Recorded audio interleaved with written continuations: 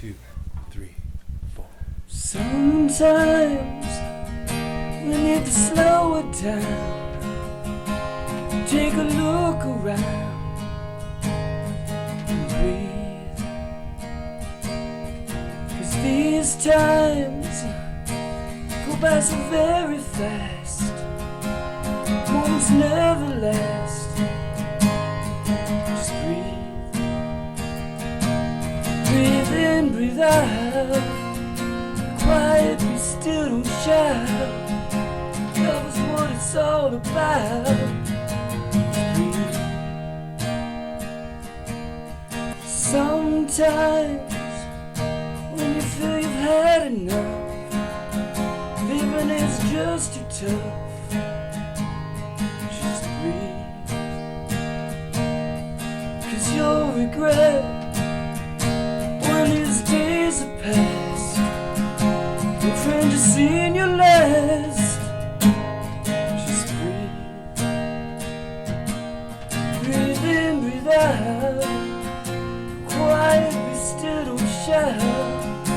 Love is what it's all about. Just breathe.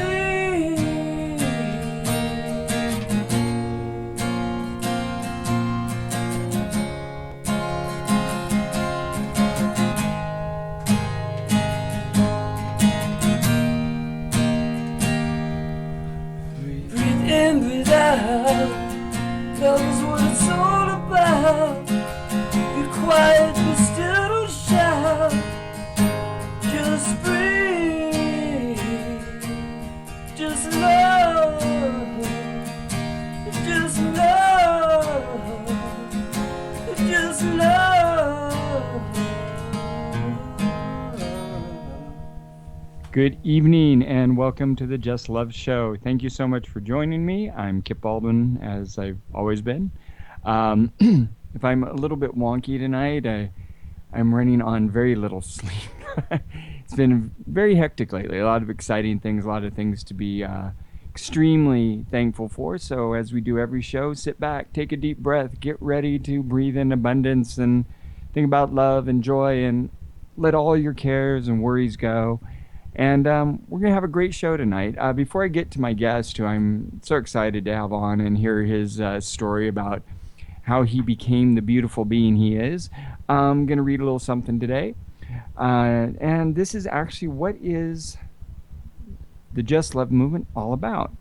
The Just Love movement is all about making the choice to have our experience of life and love as not one of being perpetually afraid. This is not to say that we will no longer fear, as fear has its place in the experience. It's a useful tool and should be experienced as just that, a useful tool, not the foundation for our individual being or the collective we are now describing as human civilization. The Just Love movement is about having the ideal experience of love we seek and is within the power of our choice to have. This means embracing the abundance that is life over the scarcity we manifest, cherishing the treasure of peace with one another more than we relish the profits of war, where we sacrifice on his fields as if on blood altars the precious lives of our young sons and daughters. And lastly, but most importantly, holding as sacred all life on earth that is in our care, rather than squandering and hoarding it as if it were created for us alone, embracing our innate oneness and eternal connection to all that is. So in summation, whether you believe in the power of love or not, the Just Love movement is about overcoming our irrational and illogical fear of the unknown so we may bring to an end our survival and tortured misery and begin living again in the happiness of our bliss, whose source is in every new moment of life. And that is what the Just Love movement is all about. It's all about overcoming fear, finding the joy that really surrounds us. We don't have to be afraid. We don't have to be in misery. And that's why I started doing this. And the man that I have on the show tonight has brought probably more joy and happiness to the world, or been a part of bringing more joy and happiness to the world through his amazing filmmaking than I think just about anyone I've ever had on the show. So without further ado, I would like to bring on the former head of post-production for Coppola. Francis Ford did a little movie, I think Godfather 1 and 2 and Apocalypse Now. And also, just by chance, built from the ground up the post-production department for one of the most successful animation, in fact, scratch that, one of the most successful film production houses in history. And it is my true honor to have and to call my guest tonight friend, Bill Kinder. Welcome to the Just Love Show, my friend. Hi, Tip. Thank you so much. I'm so grateful to be here. Appreciate you sharing this time with me. Cool. And I appreciate you sharing the time with me. As I was saying, I've been kind of, Sherry and I were talking about how we've just been burning the candles at both ends. I don't know if that's been happening in your life, but it just seems like things are really speeding up these days. I hear you. I do feel that way. Yeah. I just almost lost track of the time. As you know, I just got in touch with you a minute ago, and I was lost in, some deep work, which is a great place to be. But, why is it that it just seems like there isn't enough time? I don't know. And it's something that it's not, it's certainly not just you, and it's not just myself, it's not just Sherry. Pretty much across the board, I don't know if it's the technology and the fact that we're plugged in all the time, but it definitely seems like the amount of information and the things that we need to be to get things done every day. Right. I literally feel like I'm making up hours in the day now. Yeah. No, I hear you. All these technologies that were supposed to save us time, right? Yeah. It just does seem like it's speeding up, and there's hardly enough. So I've told you this before when we first met. I got to know Bill through my another wonderful friend, my fellow poet warrior, James Anthony Cotton. I've got to have on the show sometime. James, yeah, you do. He's great. Phil's on. I mean, James is just a tremendous human being with what an amazing past. But James told me that his friend Bill Kinder was doing this movie called White Rabbit, and would I be interested in helping out with some locations? And I was like, yeah, that sounds awesome. And so next thing I know, I'm location manager on Bill's film. White Rabbit was about especially the female perspective on coming back from war and suffering from post-traumatic. And it was just a really wonderful, touching film with Bill's ability to bring humor to even a fairly dark subject. But as I got to work with Bill, I've worked with a lot of people in the entertainment business over the years, and I met some really wonderful people. But for someone as accomplished as Bill to be as humble as he was really, and just so great to cast and crew all the way around. I'm really curious, Bill, how did you grow up, before we get into your filmmaking and everything? How did you grow up? What was your family like? Where did you come from to be such a wonderful being? Wow. I'm not sure I know, but I am sure that I had a wonderful family growing up. Very loving mother and father. So I was very well taken care of in my early years, and I continue to feel surrounded by great family on the other end. I'm a dad now, and great friendships and collaborations as well. I think they must have had something to do with it. It's funny, as much as I've thought about it as a parent now, what the right thing to do is, and to set that up for my kids. Feeling in hindsight, right? Like you want them to feel like they had a great childhood and a lot of support to become who they are. It's not as easy. Every day brings its own questions and struggles, and plenty of ways in which I must admit I feel like I need to do certain things differently than my parents did with me, right? Like that's the natural response. Is we all think we can improve on it, but it's humbling. I'll tell you, there is no magic formula. So I guess I can say the same about. I'm not sure exactly what led to my sort of generosity and big heart, as you were just describing. I'm honored to hear that. I'm humbled to hear that. So I don't really know, but I do know my parents were wonderful people. I also have an older sister, and she and I remain very close. And I think I just feel lucky, right? Like, it doesn't work out that way for so many people. So maybe that's the answer. I was just lucky. Is that possible? Well, it seems like you have an ability to see the blessings and the abundance in your life, and even though everybody, our entire species, actually, if we would stop creating so many problems for ourselves, really we're blessed on a truly abundant planet. And I got to experience that firsthand recently when I was over in Hawaii, and I was just, as I was diving, I was just constantly amazed at how abundant life was, and how most other creatures, they weren't really struggling. They were just kind of cruising around, feeding, having a good time. I'm going, this is really the way life is. We are surrounded by Right. abundance, and you seem to have, a true gift to recognize that in your life. Were you brought up with any specific spiritual practice or religion, or? Growing up in the late 60s, I was born in the early 60s, kind of came of age as my parents were backing away from a Presbyterian thing. My mom stayed with it more and kind of came back to it as she got older. She was a deacon in her local church. So certainly she was a shining example of compassion and generosity and support in my life. But, it was the classic Sunday school thing. I would much rather have been out running around playing basketball or whatever. And, I think the environment as we turned into the 70s in LA, my sort of childish objections lined up with bigger cultural stuff, and everybody kind of seemed to back away a little bit from the church. So not really, more kind of I guess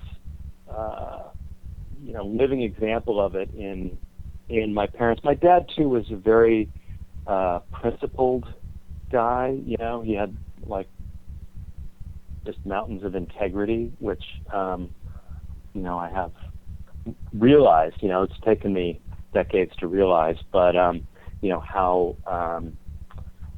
what a treasure that is. So I certainly draw on those two examples from my family.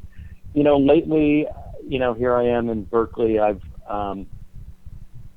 actually had a long kind of fascination with meditation and like a Zen sort of approach to things. I can't call myself very, very well practiced at it, but I dabble and I try to use those tools when I can. Certainly, we were just talking about how fast everything goes, right? Like, one of the basics is slow down. And it's so hard to do, that challenge. But if you just attend a little bit to some of those basic principles offered by those kind of practices, they start popping up a lot, and you can see the usefulness. Yeah, I have to start my day with meditation, just to, because I know what the day is going to bring, and if I don't have that, at least that foundation to launch into the day, I can sort of maintain that state for about 30 seconds once I get on the internet. But, no, a little bit longer than that, but I have to do it. And I was watching a really interesting documentary this weekend called DMT, and there's some new interest in doing research into psychedelic substances, specifically DMT, which is found quite literally in everything. It's one of what they're starting to think is it's one of the things they talked about in this film was that it is actually the way plants communicate with us, and sort of this common thing found in literally rocks, everything. And they talked Wow. about how in our when we go into that meditative state, and when you can have those really sort of mystical experiences or those visions, you're actually tapping into a natural DMT release from your pituitary gland. Wow. And so Fascinating. yeah, it was really an interesting film. So you were from LA originally. I actually was born in Connecticut. Oh, Moved Connecticut. to LA in '69. My dad's job took him out there, theoretically for a short stint, and I think he fell in love with the West Coast and the weather and all that, and stayed, much to my mother's disappointment. But I kind of took root in LA. I mean, yeah, when I was 6. Yeah, so that's really kind of when my world started, and I consider myself a West Coaster. So amongst all the other accomplishments your parents managed to do in raising you, they somehow also managed to keep you humble growing up in LA. That's really impressive. Yeah, that's funny. I think they're both very much outside the biz and the sort of Hollywood industry stuff. And my mom was, from rural Virginia, Southern roots. And my dad was, super straight-laced,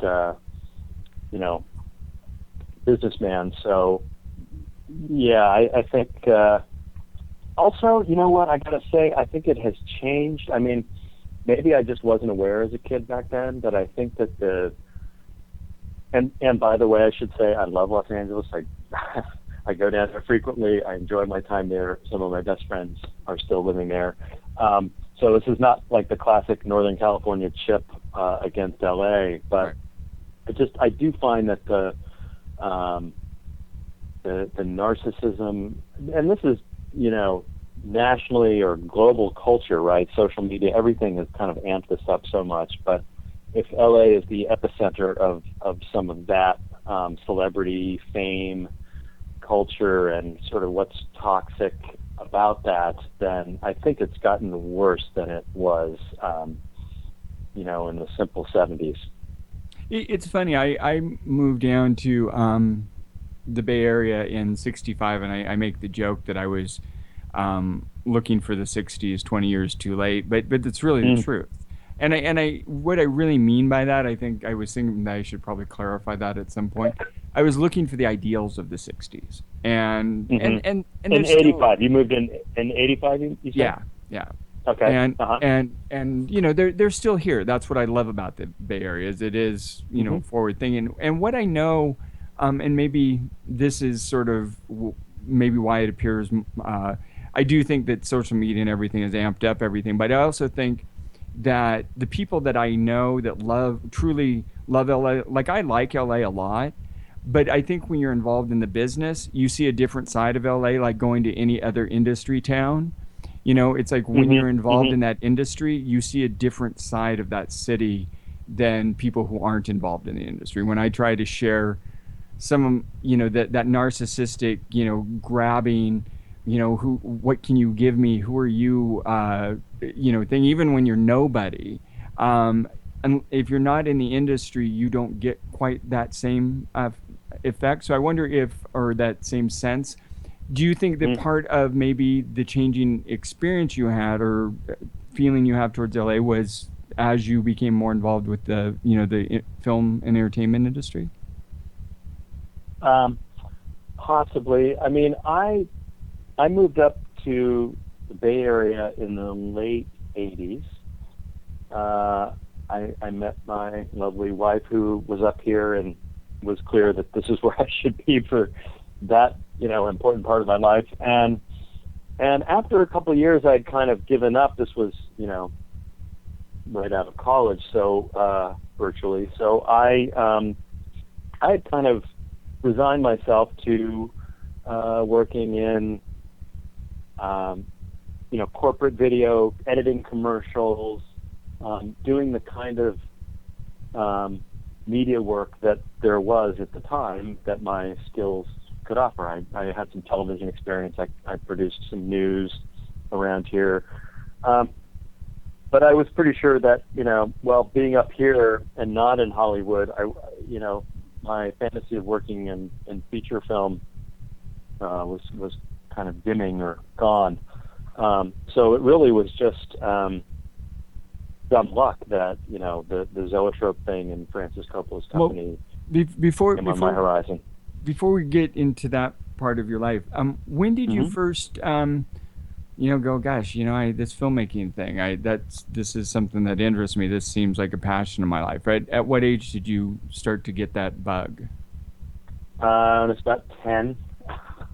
Seriously, I mean, I remember in fourth grade, Brenda Norman, God bless her, wherever she is, was our teacher, and she had us make a one reel Super 8 film, and it just blew my mind that we could do that. We wrote it, the class wrote it, we acted in it and shot it, and then got to screen it for ourselves, and it was just some of the most fun I had in fourth grade. So wow, great teacher. Great teacher. This was back when Super 8, kind of had the place that video eventually occupied of like, hey, anybody can pick up a camera and do something, and that's more true now than ever, of course. But Super 8 was like an early dawning of that, where hey, you had the equipment in your hands. So yeah, and then I experimented with Super 8, sort of monster movie stuff with friends, and of course it involved fire, and we had a great time. It's just like, it felt like I'm not terribly musical, so I think it's akin to that feeling of being in a garage band with your buddies, just making stuff up and having fun. Yeah, I like that analogy. And, for me, that no matter what I'm doing creatively, trying to stay in that spirit is so important for me. It's like I rapidly lose interest if it starts to feel like structured, or it's not just sort of jamming, if you will. And yeah, you want to write some good songs. But for me, it's that initial impact of creating something new that fills me like nothing else. Complete a project, yeah, it's exciting, but I also have kind of a tough time looking back at things once I sort of see, because in my head I see the completed idea. So as soon as it gets sketched out, I can hear it and stuff, I kind of want to move on to other things sometimes. Yeah. But I get it. It is. I hear you. That just that spark of collaboration is some kind of magic. It is. Yeah. So after you did your first Super 8 movie, what was your next film project? More Super 8 movies. Into high school, aspired to make bigger, more epic projects. In senior year of high school, I did a sync sound film, based on a sort of Twilight Zone kind of concept that a friend of mine and I made. Andy Fleming, look him up. Andrew Fleming has gone on to make a series of amazing films. He, in fact, they're remaking his best-known film, The Craft. I like The Craft. But anyhow, a lot. Yeah, he's great guy, amazing talent, incredible visual artist. I, was lucky to be in his high school class, and so we made a Super 8 film together called The Game. I think it's online somewhere. You can find it on Vimeo if you look me up. For kicks, if you want to really know the roots. It's by then we were studying film. We were film geeks. And he had this great visual design sense, and we wanted to do a film noir that really kind of captured our teen angst, right? Like, isn't that what all garage bands and all teen filmmakers are really trying to do? Is express their alienation and some outlet, give it some voice. So ours took the form of a film noir 30-minute thing of a guy sort of devolving in a game without getting too into it. So, and that was a great experience. I think when I look back at that, part of my fascination in that was in getting sync sound. It wasn't terribly easy to do back then, and to be able to edit. It was called double system. And so to do that in Super 8 was a lot of the kind of problem solving that I've seen myself drawn to over the years, and in my post-production life. I love that sort of.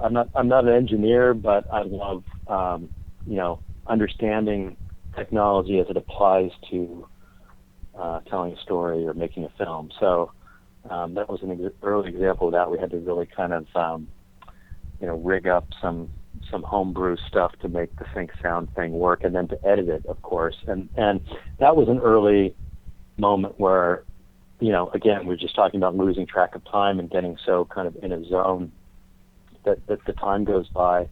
I was realizing around then that, film editing can certainly do that, because you're just surprised constantly by the things that come up when you put two images together that you don't expect, and that process of discovery and sort of puzzling things out was a great experience for me. Yeah, I remember. So, yeah. I remember some early editing. Just you'd go back and forth between your VHS players to try to do editing. And I think about even musically. God, when I first came down here in '85, people were still recording on cassette tapes on 4-tracks and stuff. Sure. God, I feel like an old man all of a sudden. Yeah, I know. There we go. I know. And I remember 8 tracks. And yeah, exactly. So after high school, where did you end up going to film school, or did you go to film school? No, I didn't go to film school per se. I studied film at Brown University back in Providence, Rhode Island. Mm-hmm. I was drawn to their, I think they don't call it this anymore because it's like 30 years later, but back then it was called the new curriculum, and they were very forward-looking. They still are in this regard of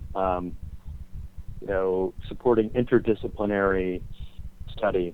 So the film studies, which, because I already knew I was way into film since I was 10, is where I knew I wanted to be, film studies happened to be housed in the department known as the semiotics department. So everybody always says, what is semiotics? And because they always say that, Brown has now changed the name of the department to Modern Media and Culture, which probably makes more sense, and yet it's still kind of vague. Semiotics, just to describe it as it was when I was there, is the study of the production of meaning. So it brings in a lot of psychology and linguistics and economic theory, namely Marxism, to bear on culture production, whether it's a film or a book or any manner of expression. You could decode road signs or billboards if you wanted, using the strategies of analysis offered under this very broad umbrella. So it was a very critical studies oriented program, which, the day I arrived, we didn't have the internet, so I could go browse this and figure out what I was getting into, right? I just met some people, I thought it sounded cool, and I knew I wanted to leave LA as part of my experience, and this was plenty far. So I was crushed, freshman orientation week, to learn that, there were only a handful of production classes, and if they could help it, I was not going to take one of them until I was a junior. So, here I was all primed and ready to make sync sound films or whatever I thought I was going to do, and it was take 2 steps back, read some literature, kid. Let's fill your head with some ideas that you can take with you and the craft part, you'll get to when you have, something deeper to say, which actually was in hindsight, it's like one of these learning moments. But boy, I wasn't happy to hear it as an 18-year-old. But looking back at it now, I'm just so grateful that was the approach, because I had my time making 16 millimeter films, right? I graduated up a gauge from 8 to 16. And I learned how to edit it and do some more technical things. But really, the technology, as we can see from where we are now, is so ephemeral and so, so temporary, whereas the principles and the ideas sustain. So, well, it's that old adage: if it's not on the page, it won't make it to the screen. So it really, and I think you could take that back one step further and say, if it's not in your head, it won't make it to the page, and it won't make it to the screen. Yeah. Yes.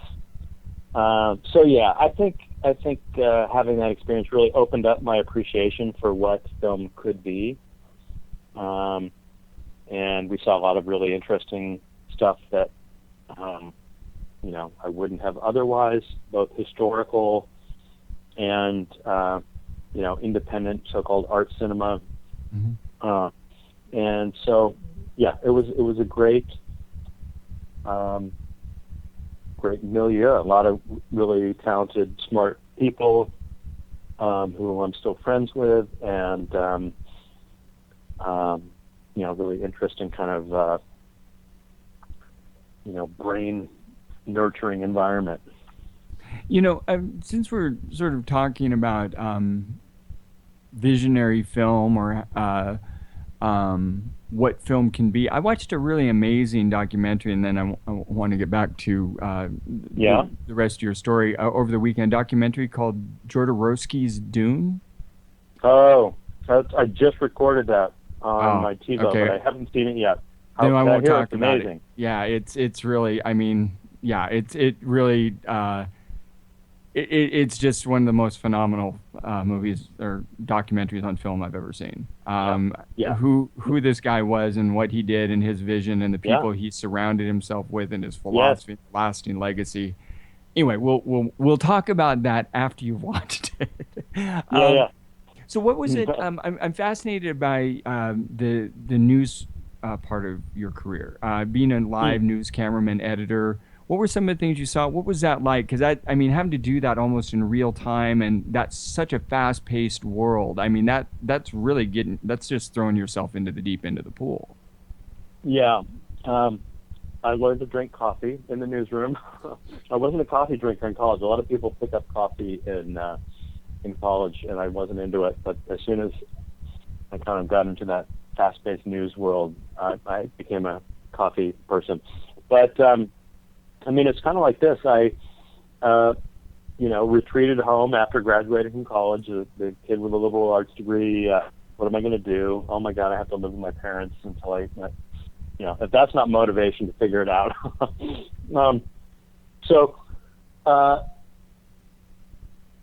I had two choices. It was sort of like a fork in the road. One was to pursue a kind of traditional ladder climb in the Hollywood system without any personal contacts, right? I'm the guy whose dad had nothing to do with the business and thought all these people wearing gold chains were really strange.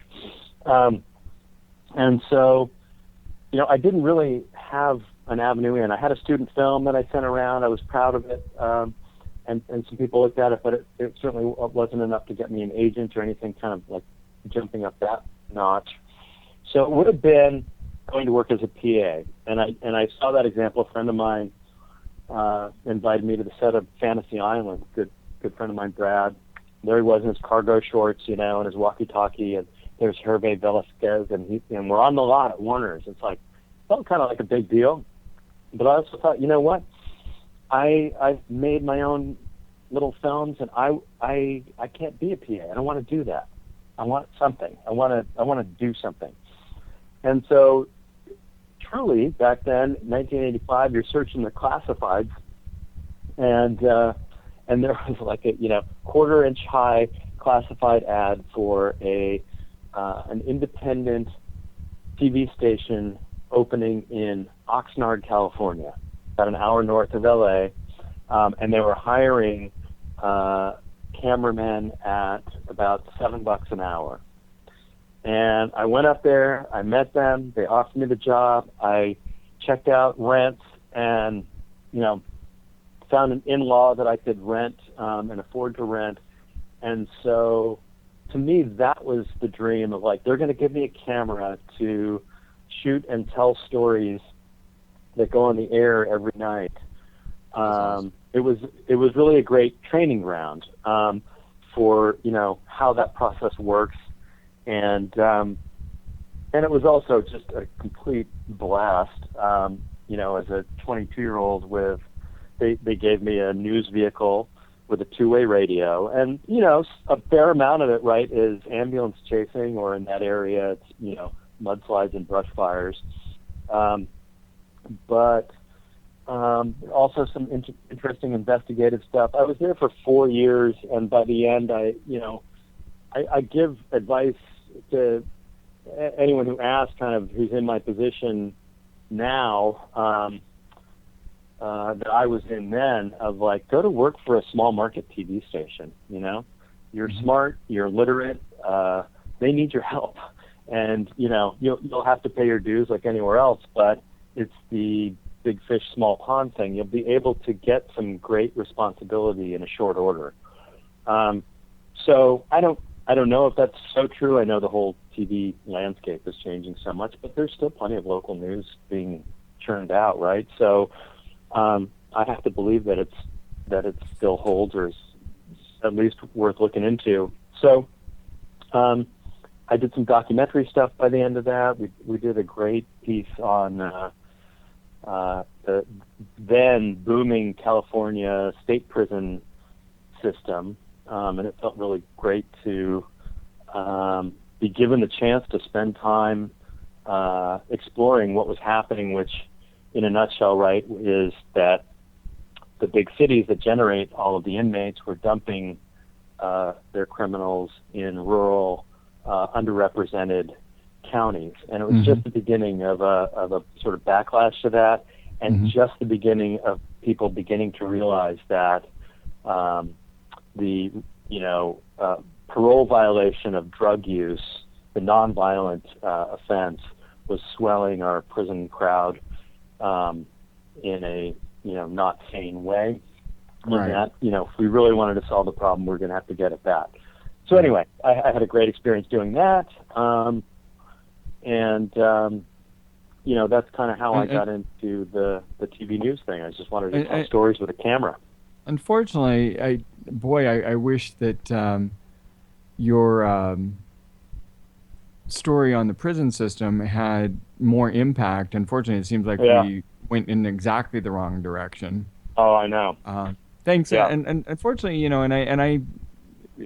I, as much as I don't want to demonize the guy, that Clinton really responsible for that in large part, unfortunately. But anyway, not to get sidetracked on politics. So then you went from news cameraman, editor, doing things very fast paced. How did you get come to know Coppola and begin working for him? So that transition was moving up here. I had my, broadcast news toolkit, and what you learn is that the way news is made in market 130 is the same as the way that news is made in market 5, which is what the Bay Area is. It's an industrialized process. The division of labor is the same. The way that you have to organize 30 minutes of programming to hit the air live every night is basically the same. There's more resources, maybe more talented people in the larger markets, but process-wise, it's the same. So I was able to edit news up here as a freelancer and produce news for back when Coffee Channel 20 had news, and I guested at KNTV for a while. I knew James. Also knew that I knew James Gabbard a little bit. I used to book bands on that late night show he would do, And Sure, where everyone yeah. would just basically get completely shit-faced? I always wondered. It seemed like maybe they were, so it's good to know. Well, yeah. So, but I knew I didn't want to do news. I sort of narrowed into my passion of editing by that point. So, I found a job as an editor, doing commercial work, corporate documentary kind of stuff. There's still, but especially back then, there were a ton of ad agencies doing national television campaigns. So I was following my dream of being an editor, but what I realized was that I really didn't want to be a commercial, 30-second spot editor. And my sort of culturally, I kind of clashed with, the advertising world, which, in which there are many, many great people, again, but the edit session, here's my picture of it as the editor. I would be all like excited. Here comes a big account. The agency's coming in. We're going to try to make a great, 900 frame, 30-second, like crafted piece. And they would come in and order various lattes and cappuccinos. Then they would, and this was by they, I mean like maybe 6 or 8 people from the agency. And then they would pour over the lunch menu and figure out where to get lunch from. And maybe in between they would argue about the color of a font or, a frame here or there. Just the level of exchange and collaboration was not what I was hoping for, right? So, I thought, well, maybe this is just what it is. This is the way it goes, and I'll just make the best of it, and try to build my reel and do good work and keep going. What else are you going to do? So that was another couple of years, 2 or 3 years, when I kind of landed, and after I got out of the freelancing thing and was able to cut out of the news world. So yeah, that's what editing TV commercials was like back then. I'm sure it's different now, right? Because anybody can edit anything on their phone. You probably just get versions of the thing from the client, and then conform them or something. I don't know what it's like now, but that's what it was like then, and it wasn't, like I say, the creative experience I had aspired to. Mm-hmm. And then you went on to when did you meet? Okay, Coppola? so then Zoetrope happened. They needed someone to manage their post production facility there in North Beach. That was just pure luck, or some conspiracy of fate to do with Jenny, my wife, who knew somebody who worked there, who had met me a couple months earlier and then needed some help. So there I was. People from the ad agency side and the world I'd spent a few years trying to wedge into were shocked that I would go leave all, quote, this behind, to go work, because they saw it as a technology difference. They saw the kind of equipment that they had at Zoetrope as being kind of less than cutting edge, whereas back then, you have to remember too, there were a dozen highly capitalized post-production facilities in the city, right? You had to go to a place and have an army of people mount tapes for you and switchers and really interesting control, which of course has all been obviated by the Avid and I was going to say the days before Avid.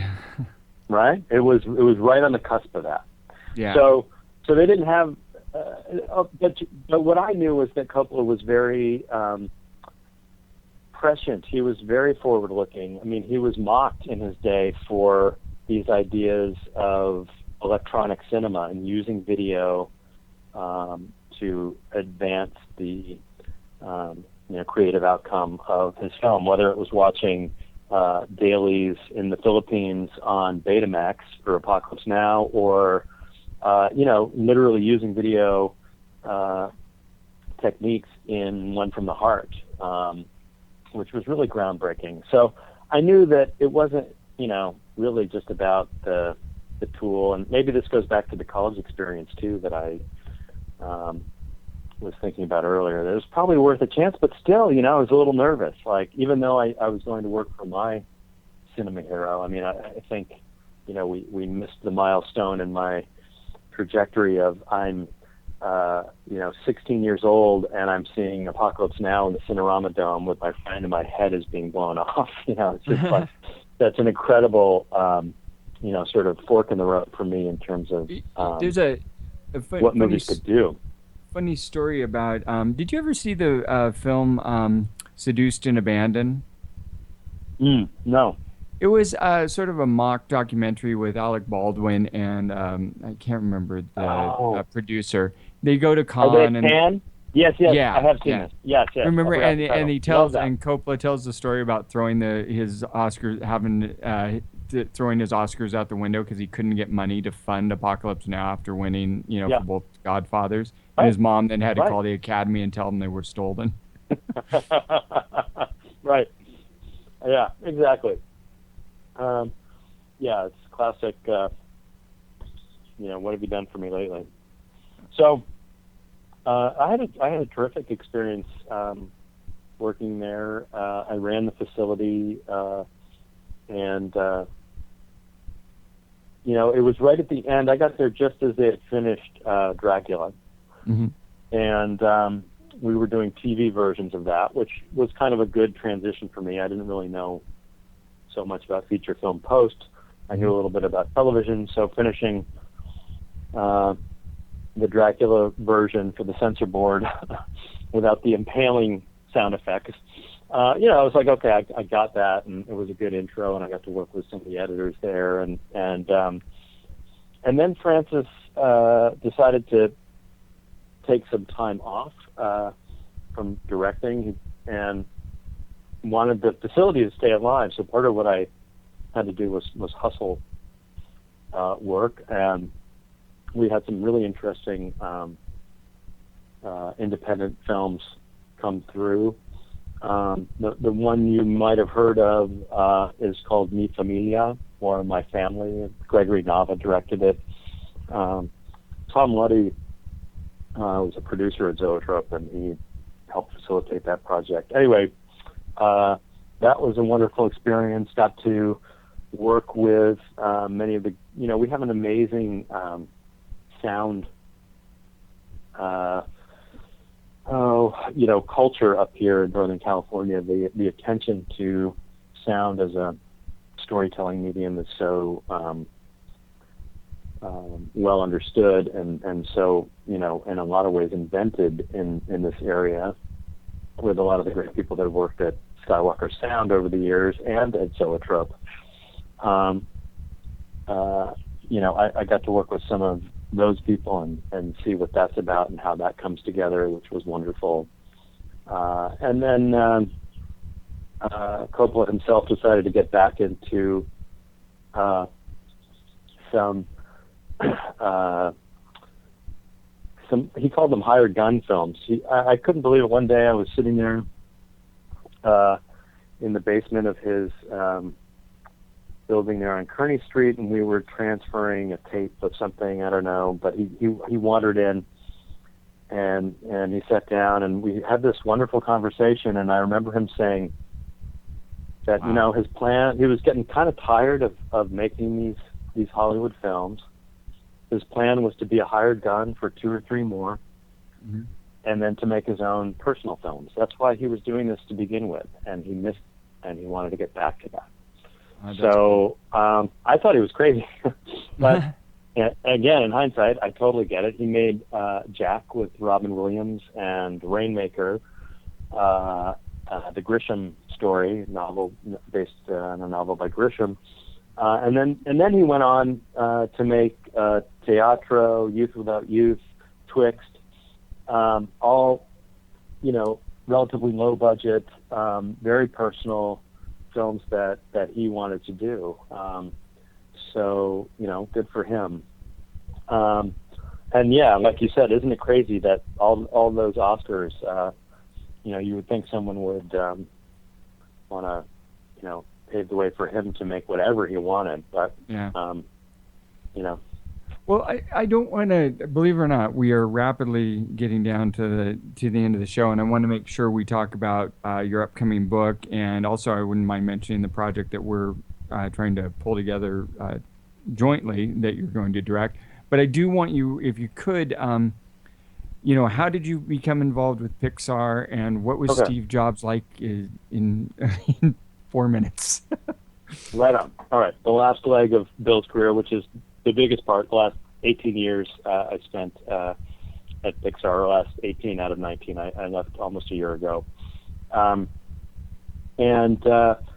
similar thing. They called. I was working for my cinema hero, not so interested, but, one of the things my dad always said was don't, close a door of opportunity before you've walked through, and check it out. Go meet these people. Seemed like the right thing to do. I did. My job interview was at Catmull, John Lasseter, Joe Ranft, Darla Anderson, Lee Unkrich, the brain trust of Pixar, and I was just, immediately struck by their energy, frankly, and could tell that they were on a rocket somewhere. I had not seen Toy Story. They just finished it, so I made sure I got to see it before my job interview so I could talk about it, and it was not at all what I expected. It blew me away, and so there it was. I kind of couldn't refuse, and I think part of my experience at Zoetrope, which I didn't get to mention, was working on a story reel for an original version of Pinocchio that Coppola had written. So we had an instant bond over what it was like to do storyboards in a digital way, which really had otherwise not been done yet. Disney was still working on film. And so they asked me to run their editorial department on A Bug's Life, which, at the time just felt like, well, it's one more movie. This will be interesting. We really didn't know that it would be successful and then lead to a studio. It was kind of a one-off, and we hoped we wouldn't blow it. So yeah, that led to a great run. The department went from something like 5 to 60 people, and I feel so lucky to have been just around and a part of it. And back to your point about spreading joy, I credit Pixar, just being a part of it, as doing that. My quick anecdote on that is after Finding Nemo, I was traveling. And I went through the Heathrow airport, and I was getting a hard time from the security guy there. And he looks at my passport. He says, "Oh, filmmaker, huh? What have you made lately?" And I said, "Well, I work at this place called Pixar," and he was blank. I mean, Pixar wasn't a brand name so much even then. And I said, "But we just finished a film called Finding Nemo," and he dropped everything. He said, "Bloody hell, mate, go on through. What are you working on now?" He just, to see a security guy like that melt and reveal that he had a family and that his kids loved to watch movies with him, and it was like this sort of metaphor for a passport of a different kind that I had not forgotten. It was great to feel like, wow, we are affecting people in this terrific, positive way. I'll share a really quick story.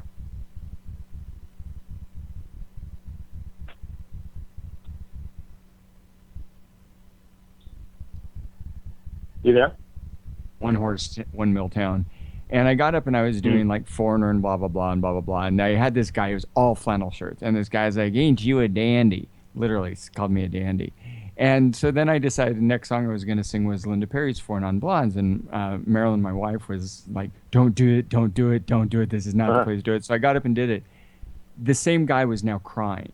I'm not kidding you. And I had more Budweisers, and I hate Budweiser, covering an entire table of beer from singing that song. So anyway, there you go. It was just fun. No, I get it. It's that's what you want to be able to do, is express something that connects with people, and that's the best thing about making movies.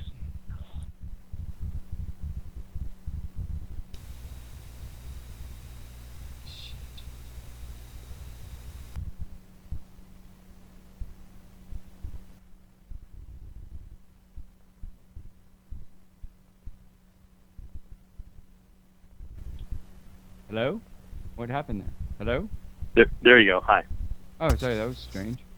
Yeah, sorry about that. Anyway, so what do you, well, real quickly, Bill's work, we're working on, looks like we're going to get a film funder called Loophole, which is a football movie, and Bill's moved from doing his, the work in editorial and animation to direct live action directing, which was the first film I got to meet him on. Was not sure what that sound is, going to drive me nuts.